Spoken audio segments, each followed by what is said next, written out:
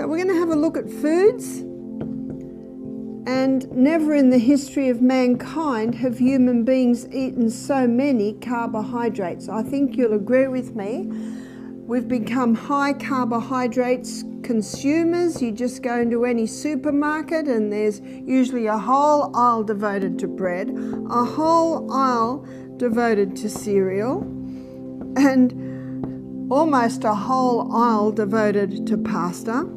There's certainly a large section devoted to cakes. Now I'm just going to say cakes, etc., because this takes into consideration croissants, muffins, cookies, biscuits. We call what you call cookies, we call those biscuits.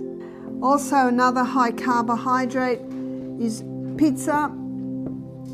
Rice is another carbohydrate. Potatoes and products made with potatoes abound. There's your French fries, your chips, you call it potato crisps or chips. And then last and certainly least in nutritive value is the pure crystallized acid extracted from the sugarcane plant. Would you agree with me? But if you live on the farm, this is not fast food. All this has to be made. What's the fast food down on the farm? Fruits and vegetables. That's your best fast food shop, is your fruit and vegetable shop. All of these foods in the gastrointestinal tract break down to a singular structure called glucose. And glucose gets absorbed out of the gut into the blood, goes on the M1 main highway, portal vein straight to the liver. And then the liver determines what happens to that glucose. And the first place it goes is to the cell. So the glucose goes into the cell under the action of insulin. It goes through a 20-step pathway. And that 20-step pathway gives us 2 units of energy. The end result of the 20-step pathway is a chemical form of glucose called pyruvate. And pyruvate is the chemical form of glucose that gets fed into what's often called the powerhouse of the cell, because this 8-step pathway delivers to us 36 units of energy. The focus is on the liver, the body's detox commander. Everything that enters is filtered through this organ, but here's the harsh truth. Our diets are killing it. Supermarkets are stocked with carbohydrate-heavy foods like bread, pasta, and sugar-filled treats, overwhelming the liver with glucose. Most of it gets converted into fat, leading to the silent epidemic of non-alcoholic fatty liver disease. People don't realize that pizza, chips, and even rice are flooding the liver with more than it can handle. The liver, which should be managing detox, is instead drowning in fat. Fruits and vegetables, on the other hand, give the liver a break, promoting detox rather than fat buildup. It's time to stop sabotaging our bodies with carbs and opt for natural foods that heal. The liver can recover, but only if we act now by embracing real nutritious food. You see, on this high carbohydrate diet, the poor old pancreas is getting screamed at all day. More insulin, more insulin, more insulin.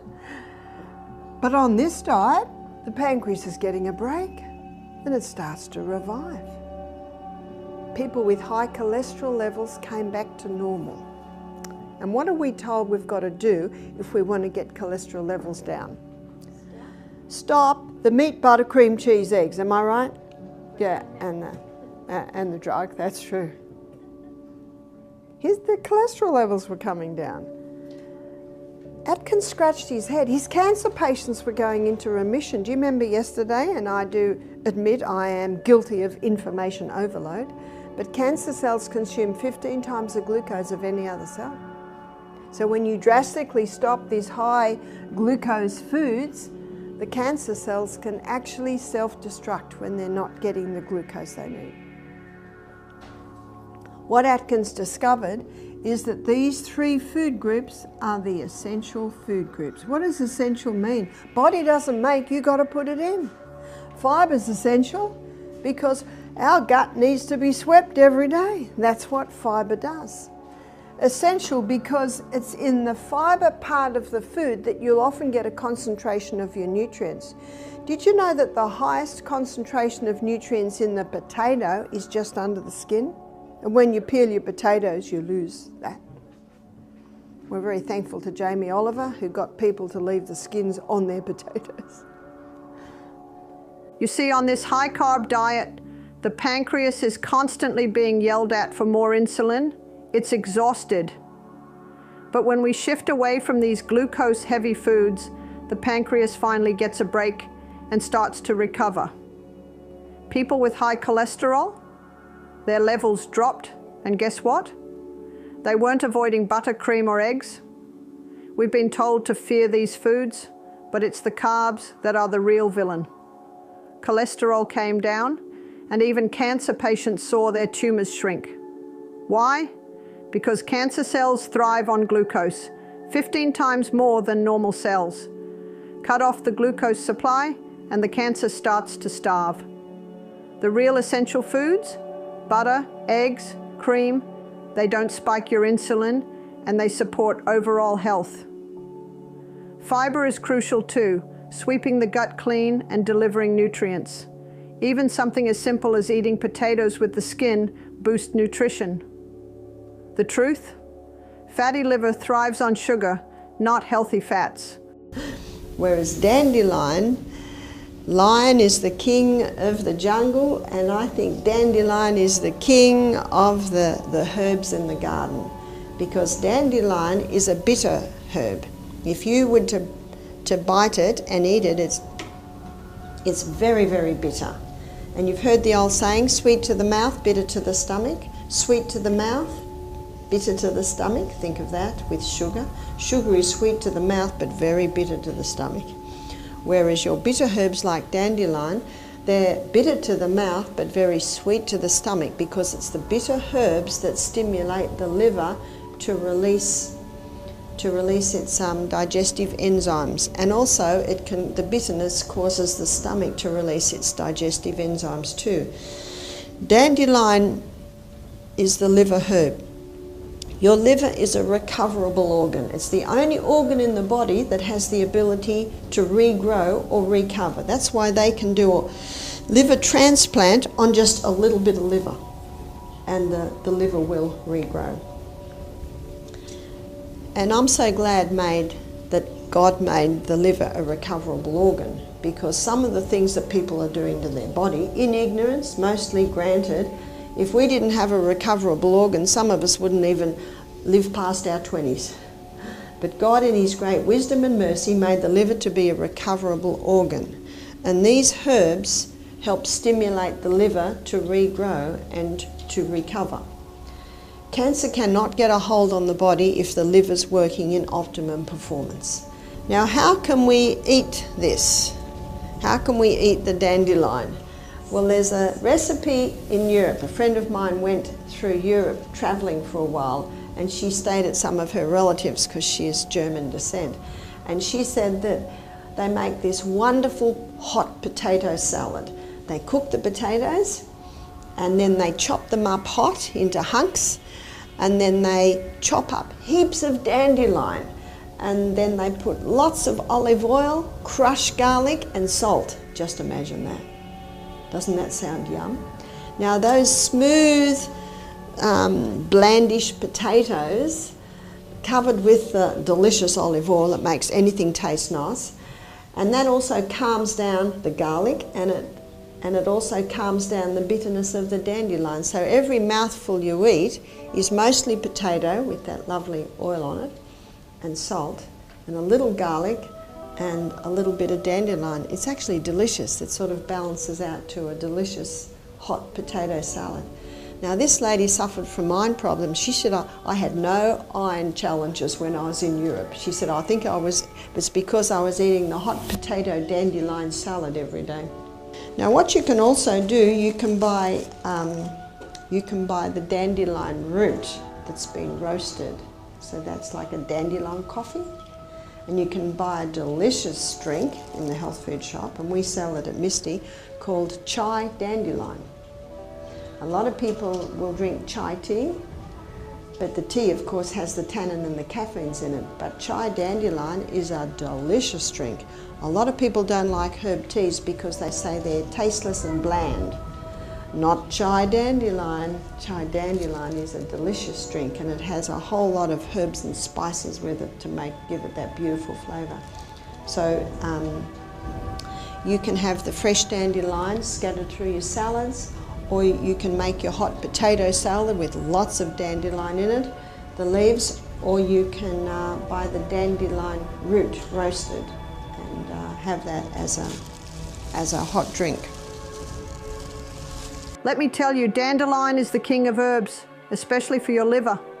It's bitter to the mouth but incredibly sweet to the stomach, and it's exactly what your liver needs to recover from fatty liver.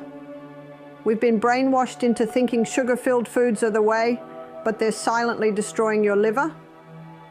Dandelion, on the other hand, stimulates the liver to release essential digestive enzymes, promoting detox and regeneration. Now, how do you consume it? You can scatter fresh dandelion leaves in your salads, balancing bitterness with other greens.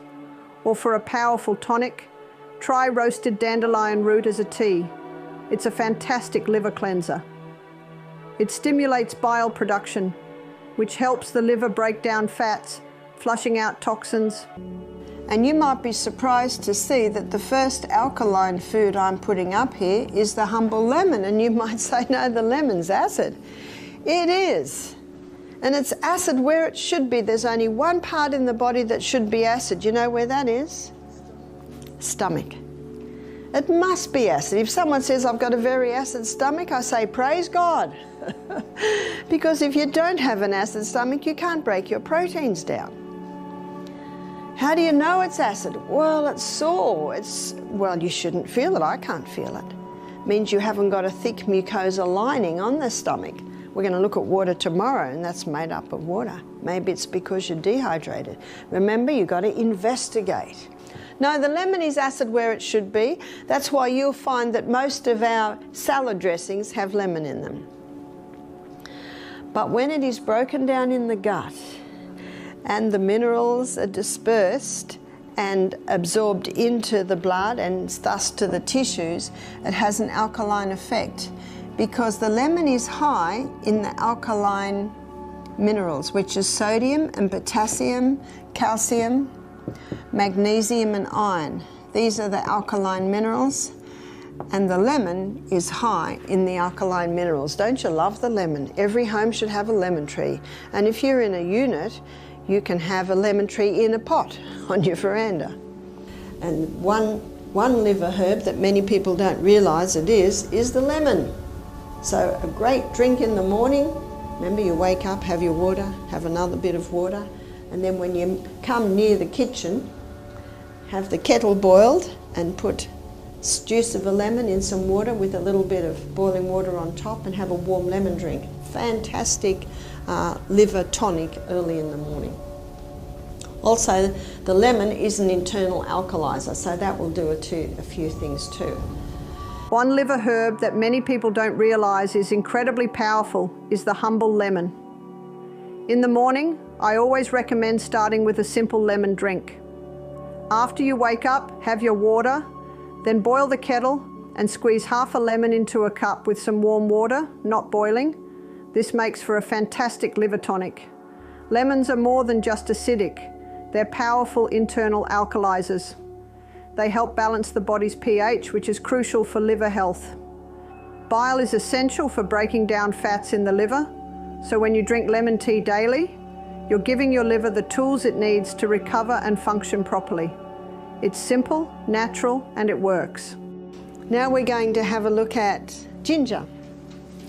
Ginger can be used internally and ginger can be used externally. Internally, it's an anti-inflammatory, but it's probably mostly known for its anti-nausea effect. If you buy car sickness or seasickness tablets, it's compressed ginger. Now the easiest way I think to have this is to grate it So you grate it on that little grater, and you'll grate about a teaspoon, and you put it in a little teapot and pour boiling water on it and let it sit probably 10 minutes. Now that might be too strong for you, but I love it. I love it like that. If it's too strong, you just water it down a little bit. If someone's very cold, maybe they've been caught out in the cold or something and it's very hard to warm them up, give them a cup of hot ginger tea and it will warm them up very nicely. So it can be used for nausea, it can be used to warm a person if they're chilled or cold. And you saw too, it is one of the recipes in the flu bomb. I was at a function, it was a health seminar,